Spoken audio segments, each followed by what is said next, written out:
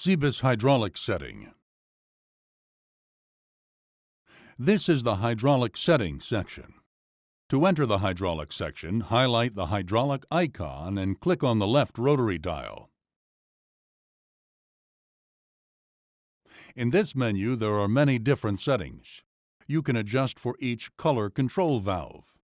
The additional control valves for the front-mounted hydraulics are marked red and yellow.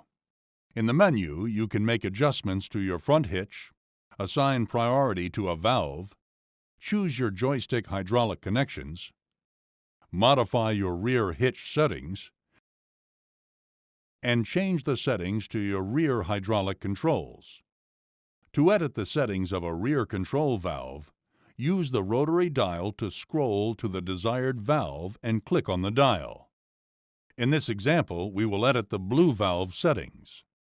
In each valve's sub-menu, you can change the oil volume, control valve response time, and the control time. To drop into that menu, push the dial. Now you can edit each of those segments individually. In the oil volume segment, you can change the total volume supplied to the upper connection, and total volume supplied to the lower connection.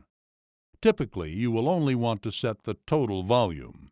If you have a special application where the upper and lower output flow needs to be different, you can set it individually, but for now, we will just look at the total oil volume. Currently, it's set at 100%. We can click the dial and make it adjustable and turn our rotary dial up or down to set it at the flow required. For this case, we will set it down to 65%. Click the rotary dial again to save these changes. If you hit Escape, you will see that the blue valve is now set to 65% instead of 100%. You can also edit the control valve response time. If you click into the submenu, you can use the same processes to make changes here. In this menu, you can edit the total response time for the output flow, and response time for the input flow on an individual basis. Click on the total response time to make it editable. Then adjust your time up and then click the dial to save it. The value you set is the number of seconds it takes for the valve to open to the full oil flow that you have set.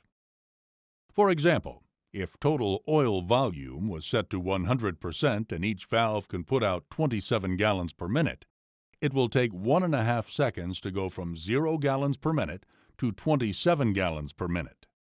If you want the valve to come on immediately, leave this value at 0. If you want a hydraulic orbit motor to ramp up to speed slowly so you don't put undue stress on the drivetrain and shafts, then you can make it accelerate gradually with these settings.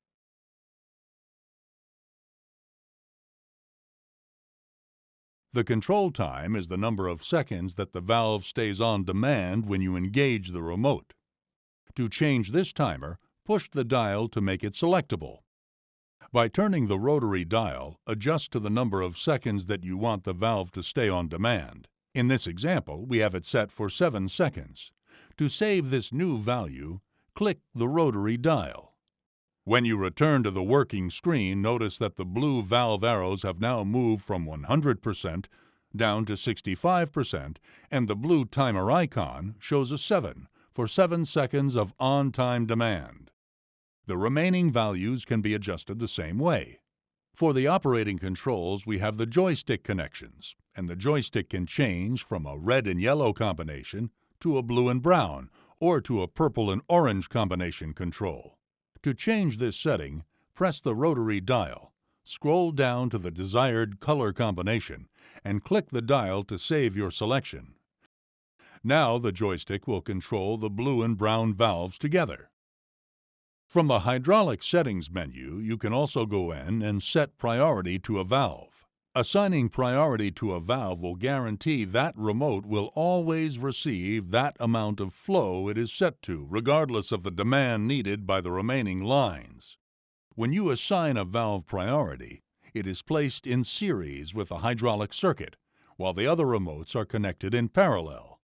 In this example, we will make the blue valve take priority. To do this, scroll down to the blue valve and click to select the blue valve as your priority. If you set the blue valve for 15 gallons per minute, you will always get 15 gallons per minute while that valve is on demand. Notice that when we return to the CEBIS working screen, the blue hydraulic indicator is now larger than the remaining hydraulic valves. This indicates that the blue valve has been set as a priority valve over the other remotes.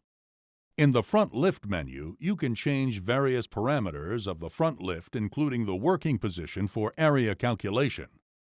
This is the position of travel that the front hitch raises or lowers, which triggers the area calculation counter. You can also set a maximum raise height for your front hitch.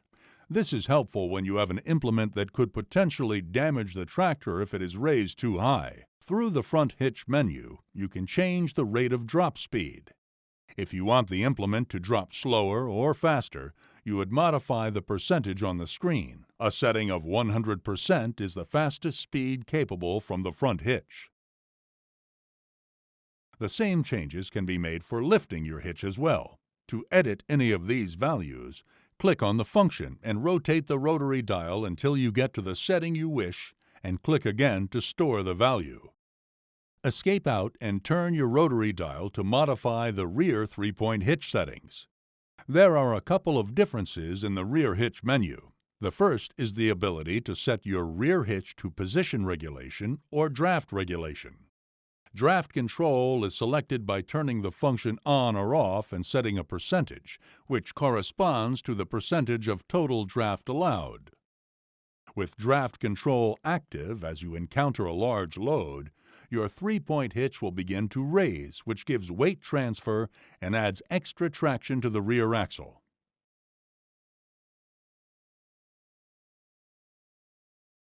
The max raise height, drop rate, and raise rate settings are the same as the front hitch.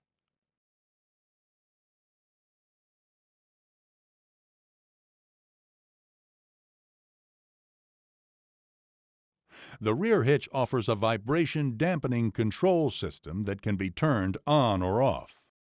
The vibration damping system, when active, will reduce the bounce you feel while roading an implement down the road and give you a better driving experience.